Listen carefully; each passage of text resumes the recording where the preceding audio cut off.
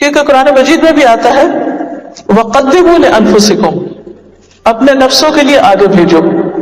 کیا چیز؟ یعنی اولاد پیدا کرو جو تمہارے بعد تمہاری وارث ہو، اور آگے بھیجو سے مراد یہ ہے کہ تمہارے لیے صدقہ جاریہ بنے، تمہارے نیک اعمال میں اضافے کا ذریعہ بنے. کیونکہ بچے ماں باپ کے لیے جنت میں داخلے کا ذریعہ ہیں.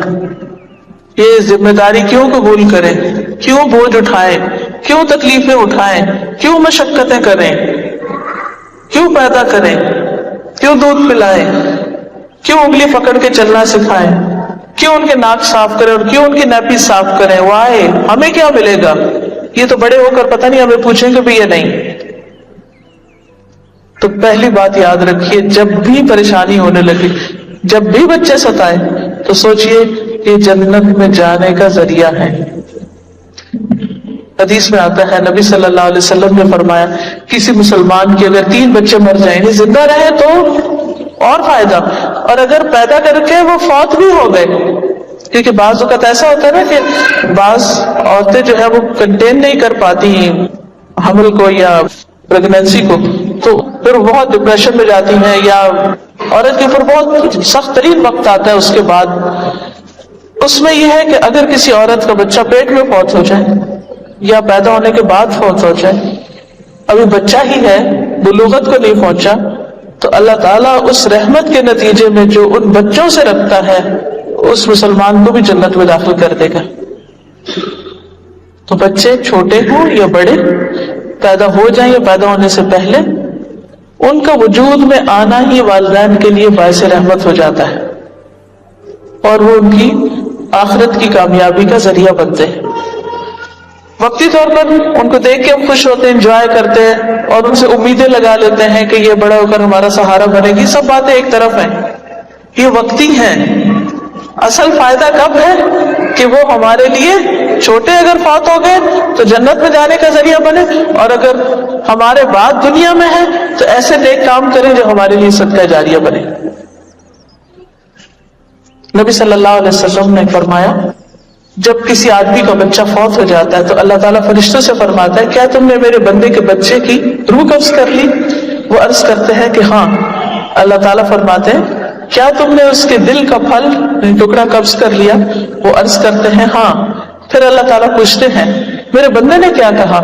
فرشتے عرض کرتے ہیں اس نے تیری تعریف کی اور انا للہ و انا الیہ راجعون پڑھا. تو اللہ تعالیٰ فرماتے ہیں کہ میرے بندے کے لیے جنت میں ایک گھر بناؤ اور اس کا نام بیت الحمد رکھو. یعنی اگر بچے زندہ ہیں تو بھی، اور اگر فوت ہو جائے اور انسان صبر کرے تو اس بچے کے جانے پر ایسا محل انسان کو ملے گا کہ جس کا نام بیت الحمد ہے. ہم تعریف کو کہتے ہیں نا کہ ایسا گھر جس کو دیکھتے سب تعریف کرنے لگے، ایسا گھر وہاں انسان کو ملے گا. دنیا میں آپ دیکھیے کہ آپ کئی گھروں کے پاس سے گزرتے ہیں تو آپ ایک دم کہتے ہیں کیا خوبصورت گھر ہے، کتنا زبردست ڈیزائن ہے. اور بعضوں کا رک جاتے ہیں، بعضوں کا تصویر اتارنے لگتے ہیں، بعضوں کا دیکھ کے انجوائے کرتے ہیں، تمنا کرتے ہیں ہمارا بھی ایسا گھر ہو. لیکن اللہ تعالیٰ زندگی میں مختلف امتحان لا کر ایک بڑی نعمت سے انسان کو نوازتا ہے، اس لیے اس کی قدر کرنی چاہیے. ایک اور حدیث میں آتا ہے کہ ایک شخص نبی صلی اللہ علیہ وسلم کی خدمت میں حاضر ہوا، اس کے ساتھ اس کا بیٹا تھا. آپ نے اس شخص سے پوچھا کہ کیا تم اس سے محبت کرتے ہو اپنے بچے سے؟ اس نے عرض کیا اللہ تعالیٰ آپ سے ایسی محبت کرے جیسی محبت میں اپنے اس بچے سے کرتا ہوں. کیا بتانا مقصود تھا کہ وہ بہت زیادہ محبت کرتا ہوں اپنے بچے سے. اس کے کچھ دن بعد بچہ فوت ہو گیا. اس بچے سے وہ باپ بہت پیار کرتا تھا، فوت ہو گیا. آپ نے اس بچے کو نہیں دیکھا تو اس کے والد سے پوچھا کہ وہ بچہ کدھر ہے جس سے تم اتنی محبت کرتے ہو؟ تو اس نے بتایا کہ وہ بچہ فوت ہو گیا. تو آپ نے فرمایا کیا تم اس سے خوش نہیں ہوتے کہ تم جنت کے جس دروازے پہ جاؤ گے تم اپنے بچے کو پاؤ گے، وہ تمہیں ویلکم کرے گا وہاں، اور وہ تمہارے لیے جنت کا دروازہ کھولنے کی کوشش کرے گا. بالکل ایسے ہی جیسے ننھے منھے بچے ہوتے ہیں نا کہ باپ گھر میں آئے تو وہ کرسی لا کے کھینچ کے اٹھ کے کنڈی کھولنے کی کوشش کرتے ہیں، اور وہ اس بات کے منتظر ہوتے ہیں، ایکسائٹیڈ ہوتے ہیں کہ امی آ گئی، امی آ گئی، ابا آ گئے، ابا آ گئے. ہر روز آپ نے دیکھو گھر میں ایک نعرہ ضرور اٹھتا ہے ابا آ گئے یا امی آ گئی. تو بالکل اسی طرح جس طرح دنیا میں وہ ویلکم کرتے ہیں، اسی طرح آخرت میں جنت میں بھی وہ ویلکم کریں گے اور بالغ کے لیے جنت کا دروازہ کھولیں گے. سنن النسائی کی روایت ہے.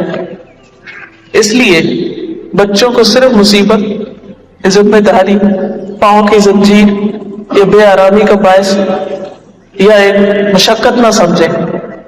جب بھی تکلیف ہونے لگے، جب بھی آپ ان کی وجہ سے ریسٹرکٹڈ فیل کریں، کیونکہ کئی مائیں تو ہائے مصیبت.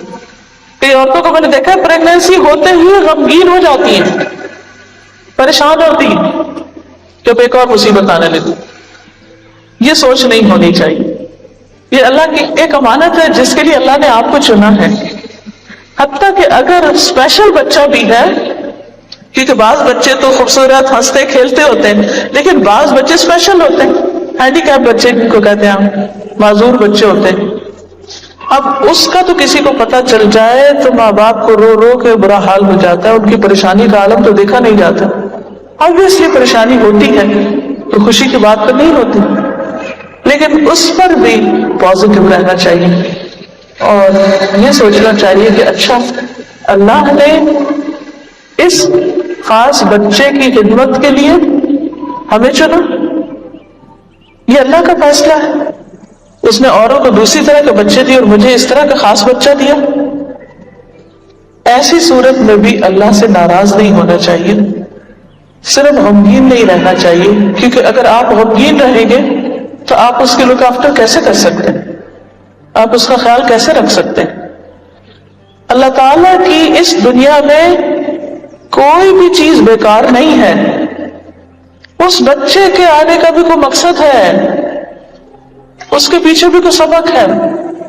وہ چاہے تو بہترین سے بہترین حالت میں پیدا کر دے، وہ چاہے تو انتہائی ذہین بچہ آپ کے گھر میں پیدا کر دے، لیکن اگر اسپیشل بچہ اور آپ کو اس سے دنیا کا کوئی فائدہ نظر نہیں آ رہا تو بھی صبر سے کام لیجیے، وہ آخرت میں عظیم اجر کا باعث ہوگا. بچوں کو پالنا تو ویسے ہی باعث اجر ہے، لیکن خاص بچوں کو پالنا کئی گنا زیادہ باعث اجر ہے، کیونکہ آپ نے ان کو صرف دیا ہے، ان سے آپ کو ملا کچھ نہیں، لیکن ان کے ذریعے اللہ نے معلوم نہیں کس کی ہدایت، کس کے شکرانے اور کس خاص مقصد کے لیے اس کو آپ کے ہاں پیدا کیا. اور کبھی یہ نہیں سوچنا چاہیے کہ یہ بطور سزا کسی کے ہاں کوئی پیدا ہو گیا، یا کوئی ماں باپ کا غلام ہوگا، یا کوئی ایسی غلطی ہوگی ان کی جس کی وجہ سے ان کو ایسے بچے ملے.